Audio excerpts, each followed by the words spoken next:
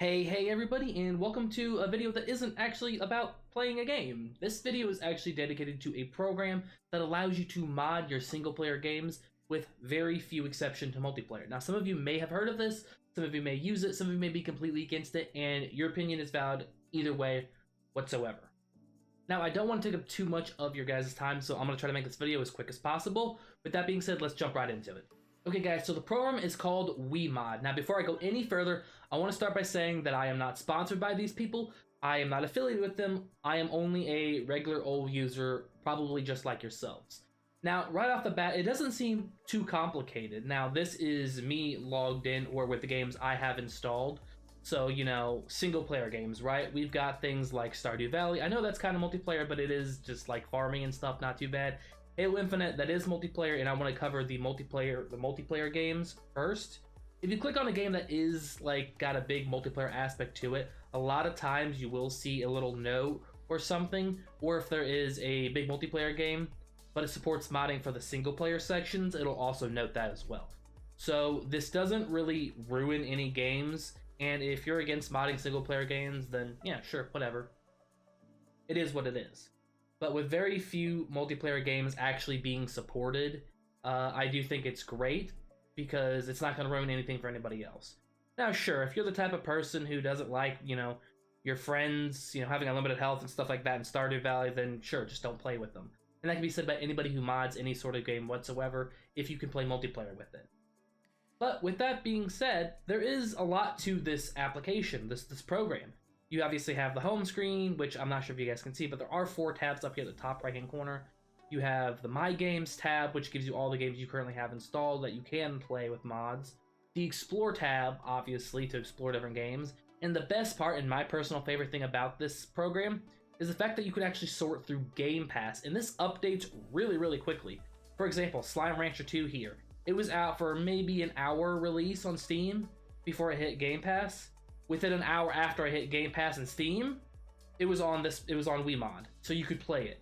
And obviously you got games like Monster Hunter Rise, Stranded Deep, House Flipper, Tabs, you know, Minecraft Dungeons, you know, we have looked at Halo. A good example of what I was talking about earlier with the multiplayer game with a single player aspect is Sniper Elite 5. This is a great example because, again, it'll give you a little note, it'll tell you how to set it up to only play modded single player. You cannot play modded multiplayer. And with these games, I'm not sure if my face is covering or not. I can check that real quick.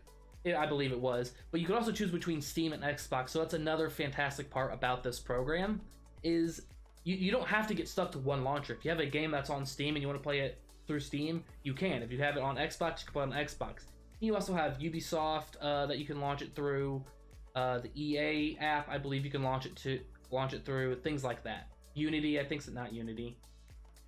But yeah, about that Game Pass though, like you can click the Game Pass button and it will show you a lot, if not all the games you could just click and download via Game Pass that you can play modded. And there's some pretty big titles on here, like Skyrim, and you got Grounded here. You have other Halo games that support the single player games. I personally like a lot of Minecraft stuff, so Minecraft Dungeons was a big one.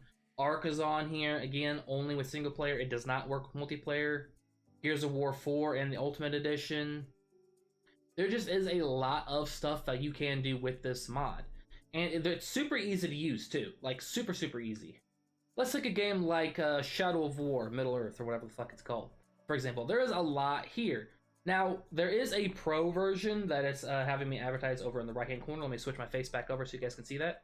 Yeah, over here, you do have a pro version, and essentially what that is, it just means that you can save your mods. So, say you adjust your AI speed, your game speed, all that fun stuff. You set your, you know, Mega X speed, that kind of stuff. Essentially, you can fiddle around with it with every game you want to mod. But essentially, what the pro version does is it saves that for you. But there is the free version. All you have to do is use your numpad or whatever button combination it tells you to use. Which, by the way, you're not stuck with those number combinations. You can change them. So, say for unlimited health, I want it to be, oh, I don't know, P on my keyboard. I can set it to P on my keyboard. That sounds very inappropriate, but for the most part, I just use my numpad. Or a lot of the times you'll get Control and Alt for the going up and down on things that you can adjust with the lever here. Because if I were to click the lever here and try to move it, it won't let me. And to simply play the game, I just go over here and click play, and it will launch the game via what you selected on the left-hand side. Remember the Xbox Steam tab? Yeah, you select that, you click play, it loads up, and all you gotta do is hit the numbers on your keypad in order to do it. And if you don't have a keypad, you have a very small keyboard, you can also use the numbers at the top as well, or bind them to whatever button of your choice. It's really, really versatile. And now we're back here on the home tab. We don't have just old games to play either. You guys have probably saw up here in the corner. Actually, let me move my face one more time. Yeah, they have new games on here too, you guys. You have things like, if we click this tab right here, we have things like Hogwarts Legacy. That just dropped not that long ago. Sons of the Forest, again, that's early access, just dropped, I think, within the last week. You know, Kelvin, the mentally deranged lunatic who chops down your tree base. And you have other games on here. So, you know, if it's a single player game that you can play multiplayer that isn't really competitive, it might be on here. And up here in the search tab, you can search whatever game you're curious to know if it's on here or not. It's really, really simple. And if the game isn't supported, say the new Call of Duty Modern Warfare, it's straight up going to tell you it's not supported, which is fantastic because then you don't got to worry about other people using this to cheat on games that you may personally enjoy a lot. And competitive games especially are definitely not supported. You can even filter by most popular.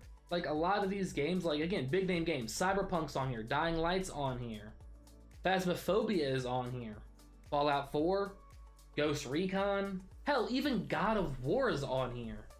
So guys, with all that being said, that's pretty much it. That's all I wanted to share with you in this video. That being said, I didn't want to take too much of you guys' time today.